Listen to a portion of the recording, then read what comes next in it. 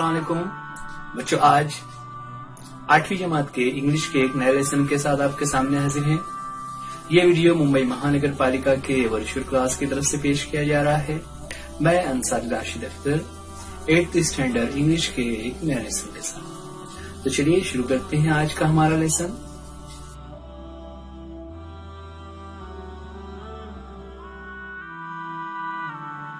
जो आज 8वीं जमात के इंग्लिश के इस नए वीडियो में देखने जा रहे हैं एक नया टॉपिक है यूनिट 3 का second chapter the song of songs. ये वीडियो उर्दू मीडियम स्टूडेंट्स के लिए। आप इस वीडियो को BMC education Urdu medium standard 8 इस चैनल पर देख रहे हैं। 3rd यूनिट का second chapter the song of songs. चलिए शुरुआत करते हैं।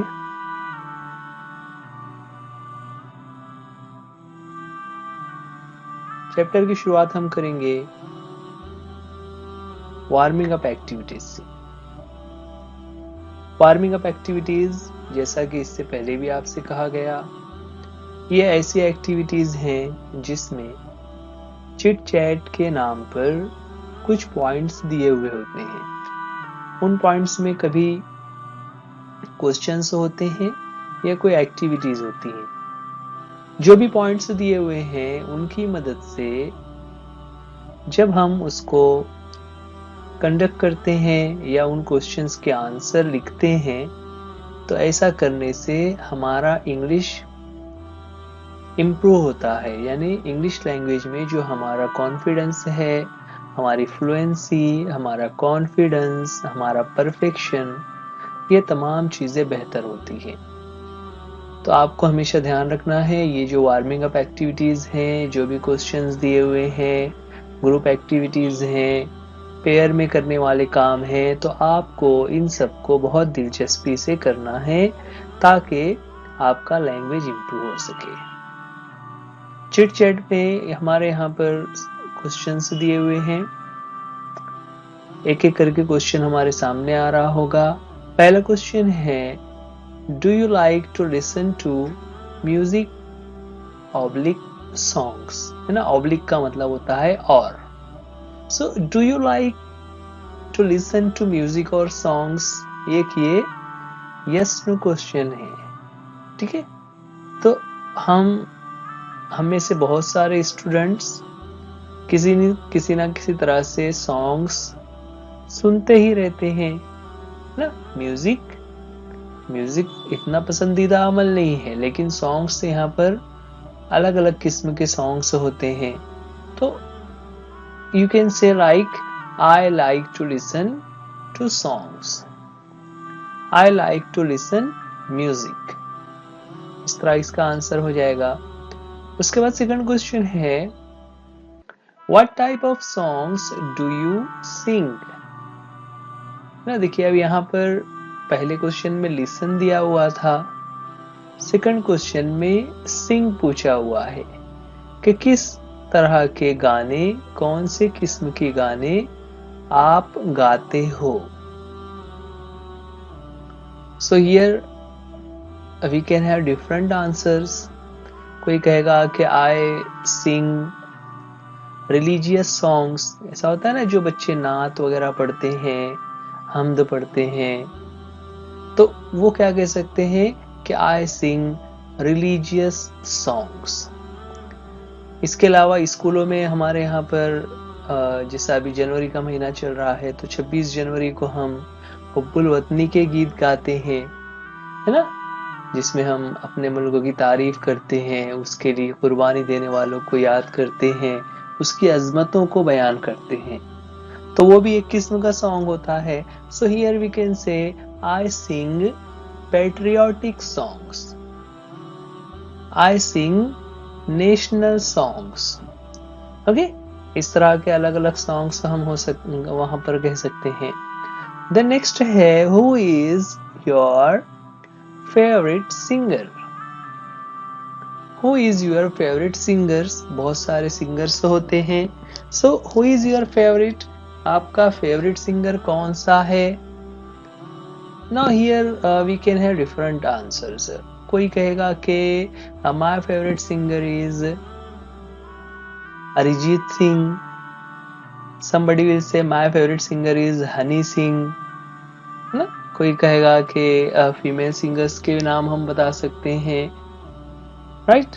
कोई कहेगा कि मुझे कुछ नात गो जो है वो बहुत पसंद है ना. My favourite singer is Junaid Jamshed. इस तरह से हम अलग अलग सिंगर्स के नाम बता सकते हैं. आंसर किस तरह बनेगा? माय, देखिए यहाँ पर जो योर दिया हुआ है उसकी जगह पर माय हो जाएगा. माय फेवरेट सिंगर, और ये जो हेल्पिंग वर्ब इज है वो लास्ट में आएगा और उसके आगे फिर कोई नाम बताना है. My favourite singer is Lata Mangeshkar. My favourite singer is Sonu Nigam. इस तरह हम किसी सिंगर का नाम वहां पर बताएंगे तो इसका आंसर हो जाएगा. आगे बढ़ते हैं. नेक्स्ट क्वेश्चन है When do you sing? आप कब गाते हैं? कब गाते से मुराद आप किस मौके पर गाते हैं. तो किस मौके पर, जैसे अभी हमने कहा कि हम किसी कंपटीशन में गाते हैं या फिर किसी फंक्शन में गाते हैं, तो यहाँ पर वो आंसर हो जाएगा. तो हमारा आंसर क्या बनेगा? I sing at the time of competition. I sing at the point of some program, some function. Okay, इस तरह से हमारा आंसर हो जाएगा. तो ये जिसमें हम कुछ क्वेश्चंस देख रहे थे. अब आते हैं उसी सिंगिंग से जुड़े हुए एक दूसरे टॉपिक पर. इसका टाइटल है म्यूजिकल इंस्ट्रूमेंट, यानी म्यूजिक में इस्तेमाल होने वाले आलात कहते हैं. आलात मीन्स सामान. तो मौसीकी के आलात कौन कौन से हैं? जैसे ही हम म्यूजिकल इंस्ट्रूमेंट कहते हैं तो आपके जहन में कुछ इंस्ट्रूमेंट्स आ गए होंगे. यहाँ पर हमें ग्रुप में उसे दो पार्ट में समझने के लिए कहा हुआ है. एक है इंडियन म्यूजिकल इंस्ट्रूमेंट्स और दूसरा है वेस्टर्न म्यूजिकल इंस्ट्रूमेंट. इंडियन और वेस्टर्न के हमें 5-5 एग्जाम्पल बताने हैं. तो यहाँ पर हमने आपके लिए 5 एग्जाम्पल्स लिखी हुई हैं. हमने कोशिश की है कि उनकी तस्वीर भी आपके सामने पेश की जाए ताकि आप उन चीज़ों को देखकर उनके नाम के साथ साथ उनकी तस्वीर को देखकर उसे याद रख सकें. इंडियन म्यूजिकल इंस्ट्रूमेंट से अगर हम शुरुआत करें तो सबसे पहले हमारे सामने है तबला. तबला आपने देखा होगा इस तरह से 2 छोटे छोटे ये म्यूजिकल इंस्ट्रूमेंट्स हैं जिसको उंगलियों और हथेली की मदद से बजाया जाता है, जिसके जरिए से रिदम पैदा होता है. तबला के बाद आगे बढ़े तो नेक्स्ट यहाँ पर हमारे सामने म्यूजिकल इंस्ट्रूमेंट है सितार. सितार इस तरह से एक म्यूजिकल इंस्ट्रूमेंट है जिसमें तार लगे हुए होते हैं और उन तारों को तरतीब से हिलाने पर उसमें से मौसीकी निकल रही होती है. आगे है नेक्स्ट में फ्लूट. फ्लूट यानी बांसुरी, है ना. बांसुरी आप कभी दादर स्टेशन से गुजरेंगे तो वहां पर एक नाबीना शख्स है और वो बांसुरी में मुख्तलिफ धुनें बजाता रहता है, राइट. इसी तरह फ्लूट के बाद नेक्स्ट है शहनाई. शहनाई आमतौर से शादी के फंक्शन वगैरह में बजाई जाती है, जो कि एक शाही साज है ना. उससे महलों में बजाया जाता था. उसके बाद और दीगर म्यूजिकल इंस्ट्रूमेंट में अगला है हारमोनियम. हारमोनियम इस तरह से जमीन पर बैठकर, आपने कभी कोई कव्वाली देखी हो तो कव्वाली में हारमोनियम बजाते हुए दिखाते हैं. इस तरह ये हारमोनियम होता है जिस पर कीबोर्ड्स बने हुए हैं जिसकी मदद से मुख्तलिफ म्यूजिकल आवाजें निकल रही होती हैं. ये तो 5 हमने यहाँ एग्जाम्पल लिए। इसके अलावा और भी हैं, जैसे ढोल है, उसके अलावा एक तारा होता है ना, और भी बहुत सारे म्यूजिकल इंस्ट्रूमेंट्स हैं, लेकिन यहाँ पर हमें 5 लिखना था तो हमने 5 एग्जाम्पल लिया हुआ है म्यूजिकल इंस्ट्रूमेंट्स में।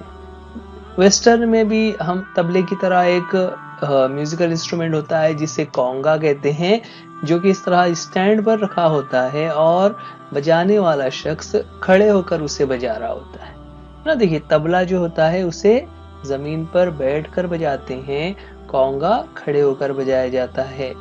उसके अलावा गिटार, देखिए अभी हमने सितार की तस्वीर देखी थी, उसमें भी तार लगे हुए थे, लेकिन सितार जो होता है वो वजनी होता है, यानी उसे हाथों में उठाकर नहीं रख सकते, बल्कि उसे जमीन पर रखकर बजाया जाता है। उसी की वेस्टर्न शक्ल है गिटार। गिटार वजन में हल्का होता है, जिसे हाथ में लेकर खड़े रहकर भी बजाया जा सकता है। देन नेक्स्ट है वायलिन ना। आपने बचपन में जब अल्फाबेट हम पढ़ रहे होते हैं तो इंग्लिश अल्फाबेट में लेटर वी के लिए हम कहते हैं वी फॉर वायलिन ना। वायलिन इस तरह से उसमें भी तार होते हैं, लेकिन उसे उंगलियों से ना बजाते हुए उसके साथ जो उसका एक स्टिक होती है उसके जरिए बजाया जाता है। वायलिन के बाद नेक्स्ट है सैक्सोफोन। सैक्सोफोन एक किस्म का बाजा होता है ना, जिसमें देखिए बहुत सारे उसमें स्विच दिए हुए हैं, और ये मुंह से बजाने वाला माउथ ऑर्गन है ना, जिसको हवा के जरिए से, जिस तरह से बांसुरी या शहनाई थी, वैसे ही यहाँ पर सैक्सोफोन है जिसको मुंह के जरिए से ब्लो करते हैं, फूंकते हैं और फिर उसको बजाया जाता है। सैक्सोफोन के अलावा लास्ट में है पियानो। पियानो इस तरह का, जिस तरह से हारमोनियम था कि हारमोनियम को बैठकर जमीन पर बजाते हैं, पियानो इस तरह से स्टैंड पर लगा होता है। पियानो को कीबोर्ड भी कहते हैं। तो ये कुछ एग्जाम्पल्स हमारे सामने, जहां पर हम देख रहे हैं कि some of the musical instruments of Indian and western origin. ठीक है, अब ये हमें क्यों यहाँ पर म्यूजिकल इंस्ट्रूमेंट्स बताए जा रहे हैं, क्यों हमें सिंगिंग के बारे में पूछा जा रहा था, तो उसकी चैप्टर जिसका टाइटल है द सॉन्ग ऑफ सॉन्ग्स, यानी जिसे हम यूं कह सकते हैं कि गानों में सबसे बेहतरीन गाना ना। गानों का इसका मीनिंग क्या होता है, गानों का गाना। गानों का गाना मतलब क्या, कि जो जिस चीज में वो सबसे बेहतर हो, तो उसके लिए इस तरह से ये फ्रेज यूज करते हैं, the song of the song. चलिए शुरुआत करते हैं। एक एक पैराग्राफ हमारे सामने आ रहा होगा, ठीक है, और फिर उसकी मदद से हम समझेंगे।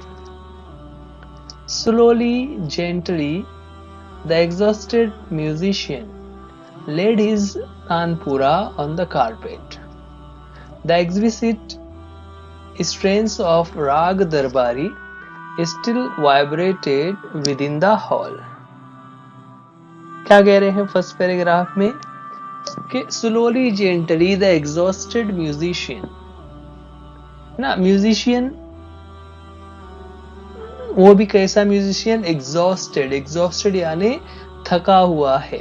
थके हुए म्यूजिशियन ने laid his tanpura on the carpet, अपने तानपुरा। तानपुरा इस तरह से, अभी हम सितार देख रहे थे, सितार की तरह से एक ये तानपुरा होता है। तानपुरा और सितार थोड़ा अलग अलग है, लेकिन वो एक ही तरीके से नजर आ रहे होते हैं। तो तानपुरा को उन्होंने कारपेट पर रखा, यानी जो कालीन बिछा हुआ था उस पर रख दिया। और किस तरह से रखा, स्लोली जेंटली ना, आहिस्ता से और बिल्कुल आराम से उसको संभाल कर नीचे रख दिया। द एक्विजिट स्ट्रेन्स ऑफ राग दरबारी, ठीक है। स्ट्रेन्स कहते हैं सुरों की आवाज को, है ना। राग दरबारी जो एक किस्म का सुर है, आपने नाम सुना होगा, 7 सुर होते हैं, सा रे गा मा, इस तरह से तो उसमें अलग अलग किस्म के सुर हैं जो अलग अलग मौके से गाया जाता है। दरबार में एक खास किस्म का जो सुर है उसे सिंगर्स पेश करते हैं, उसे राग दरबारी कहा जाता है।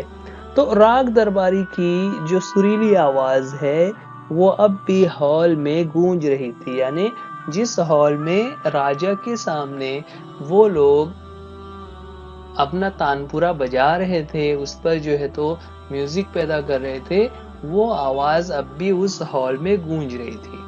अब ये सीन चल रहा था अकबर के महल में। जो एम्परर अकबर है, जो मुगल रिजिम के one of the greatest emperor रहे हुए हैं, एम्परर अकबर, उनके दरबार में ये वाकया हो रहा है। Emperor Akbar looked up, his eyes lit with admiration. ना एडमिरेशन कहते हैं, ये एडमिरेशन ये वर्ड बनता है एडमायर से। एडमायर ये वर्ब है जिसका मीनिंग होता है तारीफ करना, ठीक है। तो his eyes lit with admiration, उसकी आंखों में एक तारीफ वाली चमक नजर आ रही थी, है ना। आंखें लिट होना, लिट का मतलब होता है रोशन हो जाना, रोशन से मुराद यहाँ पर आंखों में चमक थी। किसकी आंखों में? एम्परर अकबर लुक्ड अप, जब एम्परर अकबर ने उनके तरफ देखा तो उसकी आंखों में एक तारीफ वाली चमक नजर आ रही थी, यानी वो उनसे खुश था। Wonderful, he said, superb, I listen to you every day, but I can't seem to have enough. क्या कहा उसने? पहले उसने कहा वंडरफुल, है ना। वंडरफुल यानी लाजवाब, हैरत अंगेज। जब हम किसी चीज से बहुत ज्यादा मुतासिर होते हैं तो उस वक्त हम उसे वंडरफुल कहते हैं ना। आगे उसने क्या कहा? सुपर, सुपर मीन्स शानदार, बहुत ही अच्छा। तो उसने दो तारीफें की, वंडरफुल और सुपर। और फिर आगे कहा I listen to you every day, कि मैं तुम्हें रोजाना सुनता हूं, but I can't seem to have enough, है ना। लेकिन मुझे ऐसा लगता है कि मुझे और ज्यादा चाहिए। टू हैव इनफ का मतलब होता है जैसे हम लोग खाना खा रहे हों तो और खाना खाते वक्त हमारा पेट भर जाता है ना, तो उसे कहते हैं टू हैव इनफ। नहीं भरा है तो हम कहेंगे नॉट हैविंग इनफ ना। यहाँ पर म्यूजिक के बारे में कह रहे हैं कि तुम्हारी म्यूजिक मैं रोज सुनता हूँ, लेकिन वो जो सुनने का शौक है वो मेरा बाकी रहता है, यानी मुझे ऐसा लगता है कि मुझे और म्यूजिक सुनना चाहिए। कौन कह रहा है? द एम्परर अकबर कह रहे हैं। तो आपको पता है उनके दरबार में म्यूजिक बजाने वाले म्यूजिशियन थे Tansen. Tansen bowed in silent gratitude। bowed, B-O-W, बो का मतलब होता है झुकना। तो राजा के दरबार में लोग अदब से झुककर राजा को सलाम कर रहे होते हैं। राजा ने जब इस तरह से तारीफ की, एम्परर अकबर ने जब तानसेन की तारीफ की, तो तानसेन ने झुककर उनका ग्रेटिट्यूड यानी शुक्रिया अदा किया कि राजा को उनका म्यूजिक पसंद आया। ये इस बात का शुक्रिया अदा कर रहे हैं कि राजा ने उनकी तारीफ की। और साइलेंट ग्रेटिट्यूड है ना, राजा के सामने कुछ ना कहते हुए उन्होंने सिर्फ अपनी खुशदिली का इजहार किया। आगे अकबर ने कहा I think you have the most wonderful voice in the world, said Akbar. Akbar ने क्या कहा? I think you have the most wonderful voice in the world, यह पूरी दुनिया में सबसे ज्यादा दिलकश, सबसे ज्यादा अच्छी आवाज तुम्हारी है ना। राजा ने क्या कहा? आई थिंक यानी मुझे लगता है कि you have the most wonderful voice in the world, दुनिया में सबसे ज्यादा अच्छी आवाज तुम्हारी है, सेड अकबर ना। अकबर ने इस तरह से और उसकी तारीफ सुनने के बाद यहाँ पर तानसेन ने एक चीज कहा, बट आई डोंट शहंशाह। क्या कहा उसने? कि राजा ने जो कहा ना कि I think you have the most wonderful voice, तो आई थिंक का जवाब तानसेन ने कहा कि आई डोंट शहंशाह, है ना, शहंशाह मीन्स राजा, के शहंशाह मुझे नहीं लगता जैसा आप कह रहे हो। यानी वो उसकी इस बात से इनकार कर रहा है कि तानसेन की आवाज सबसे ज्यादा दिलकश है।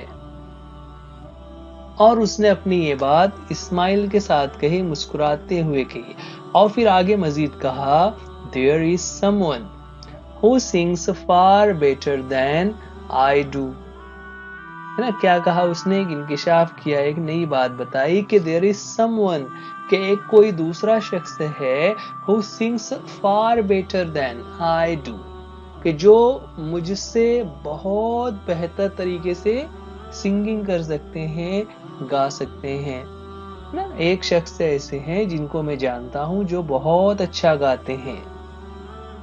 अब उनकी ये बात सुनकर, तानसेन की बात सुनकर एम्परर अकबर ने कहा, रियली, क्राइड द डिसबिलीविंग अकबर, है ना। डिसबिलीविंग यानी उसे यकीन नहीं आ रहा था, तो उसने यकीन ना आने की सूरत में चिल्लाकर कहा कि सच में ऐसा भी हो सकता है। तो उन्होंने आगे कहा, एम्परर अकबर ने, then I must have him sing in my court. Court कहते हैं दरबार को, कि अगर सच में ऐसा है कि कोई शख्स है जो तुमसे अच्छा गा सकता है, तो उससे तो मेरे दरबार में आकर गाना चाहिए। जब बच्चों एक चीज ये ध्यान रखे, दरबार में कोई भी ऐसा मामूली शख्स जाकर अपना परफॉर्मेंस नहीं दे सकता ना, उसके लिए बहुत ज्यादा काबिल होना चाहिए। तो राजा ने जब सुना कि कोई ऐसा शख्स है, तो उसको वो चाह रहे थे कि वो उसके दरबार में आकर गाना सुनाए।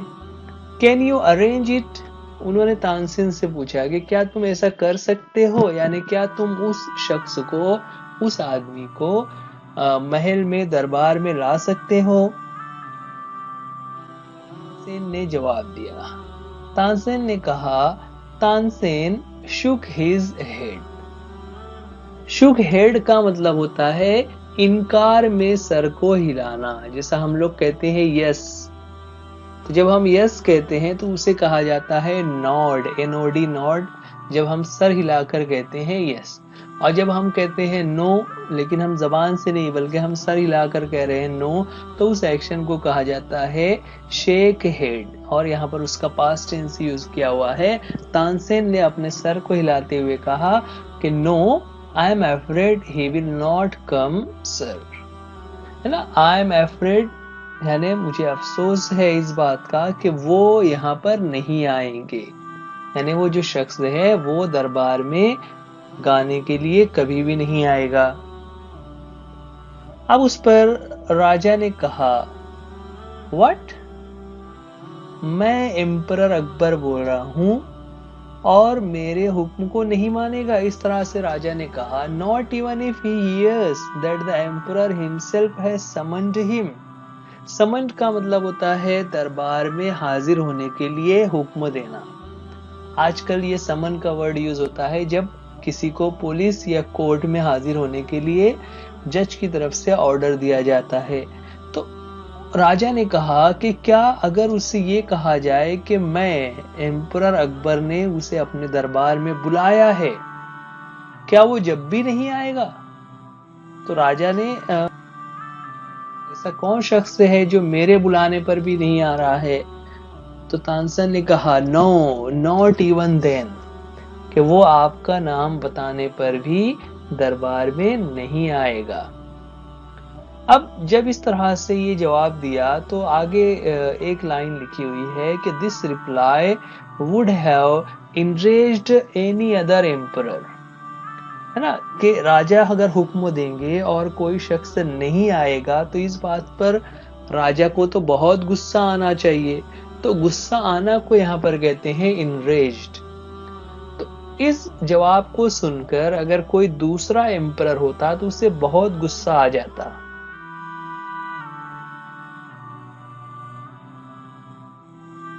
But Akbar was different. Akbar was different, means Akbar was not like that कि जिसको गुस्सा आ जाए, है ना, वो अलग ही था। उसने क्या किया, तो वेरी वेल उस्ताद जी, सेठ Akbar smiling into Tansen's half scared eyes. ना, अकबर ने क्या कहा, वेरी वेल उस्ताद जी, कि उस्ताद जी ठीक है, अगर वो शख्स नहीं आएगा तो ठीक है, कोई बात नहीं। और ये कहते हुए अकबर जो है वो मुस्कुरा रहे थे और साथ ही वो तानसेन की तरफ देख रहे थे। और तानसेन की हालत कैसी है, हाफ स्केयर्ड आईज। स्केयर्ड कहते हैं खौफजदा होना को, कि तानसेन जो है वो खौफजदा हो रहे थे कि राजा को इस बात पर गुस्सा ना आ जाए कि कौन ऐसा शख्स है जो मेरा हुक्म नहीं मानेगा, है ना, क्योंकि अकबर जो है वो एक बहुत बड़े राजा थे, उनकी हुकूमत बहुत बड़े इलाके पर थी और हर कोई राजा की बात सुनता था, मानता था। ऐसे में ऐसा कौन सा शख्स होगा जो उनकी बात को ना माने। और चूंकि तानसेन ने कहा था कि वो नहीं आएगा, तो अब तानसेन को डर लग रहा था कि राजा गुस्सा ना हो जाए। लेकिन यहाँ पर कुछ अलग ही हुआ। अकबर ने क्या कहा, अकबर ने कहा, if he doesn't come, if he doesn't come, ना, अगर वो नहीं आता है, I shall go to him myself, कि मैं खुद वहां चलकर जाऊंगा। ठीक है, देखिए अब कोई दूसरा राजा ऐसा करेगा क्या, नहीं, दूसरा जो राजा रहेगा वो तो उसे हुक्म देगा कि उसको मेरे महल में उठाकर लेकर आओ।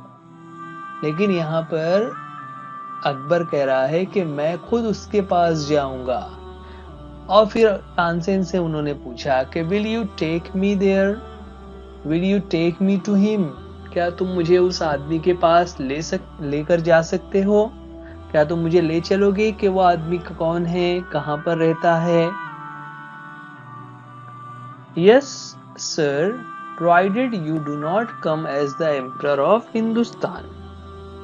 देखिए अब यहाँ पर एक चीज और उन्होंने कही कि यस सर, सर कहते हैं यहाँ पर ये SIR से मुराद यहाँ पर कि वो राजा को मुखातिब कर रहा है, जिसे हम कहते हैं ना महाराज या बादशाह सलामत, इस तरह के वर्ड्स में यहाँ पर सर लिखा हुआ है कि जी बादशाह सलामत, जी महाराज, मैं आपको ले जा सकूंगा, लेकिन provided you do not come. Provided you do not कम यहाँ पर उसका मतलब होता है कि अगर आप हिंदुस्तान के राजा के तौर पर ना चले, है ना। प्रोवाइडेड यू का मतलब होता है टू चेंज समथिंग, यानी अपने आप को बदलना पड़ेगा।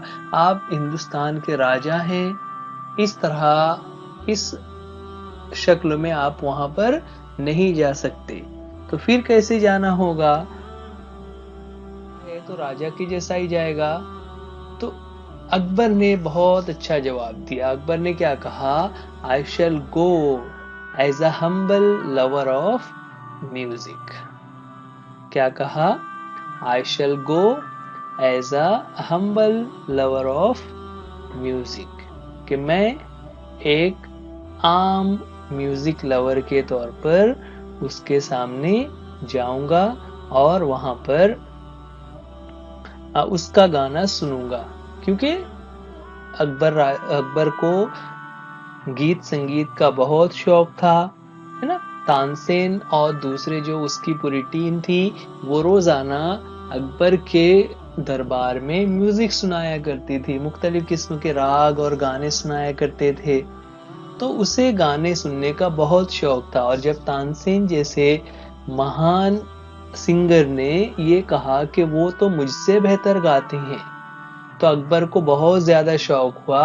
तो उन्होंने कह दिया कि I shall go as a humble lover of music, है ना। हम्बल लवर ऑफ का मतलब होता है यानी बिल्कुल आम एक लवर के तौर पर मैं जाऊंगा, यानी बिल्कुल भी मैं राजा बनकर उनके सामने नहीं जाऊंगा।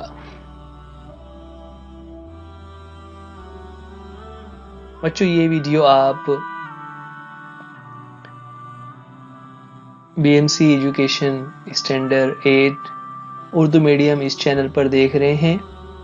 ये चैप्टर चूंकि बहुत ज़्यादा लेंदी है, इसलिए हम उसे 2 पार्ट्स में 2 वीडियोस बना रहे हैं। यहाँ पर ये जो वीडियो हम देख रहे हैं ये उसका पार्ट 1 हो गया, जिसमें हमने आधी स्टोरी सुनी। आगे की स्टोरी हम पार्ट 2 में देखेंगे। बच्चों, आप इस वीडियो को लाइक कीजिए, चैनल को सब्सक्राइब कीजिए। अगर आपको लेसन में कोई दुश्वारी हो तो आप हमें कमेंट्स में ज़रूर बताइए। वीडियो को देखने के साथ साथ आप दूसरों को भी शेयर कीजिए। जो आप चैनल को सब्सक्राइब कर रहे हैं तो आप बेल आइकॉन को भी ज़रूर दबाइए।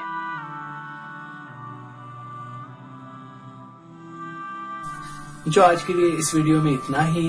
उम्मीद करते हैं ये लेसन आपको समझ आ गया होगा। वीडियो देखने के लिए थैंक यू। अल्लाह हाफिज, गुड बाय।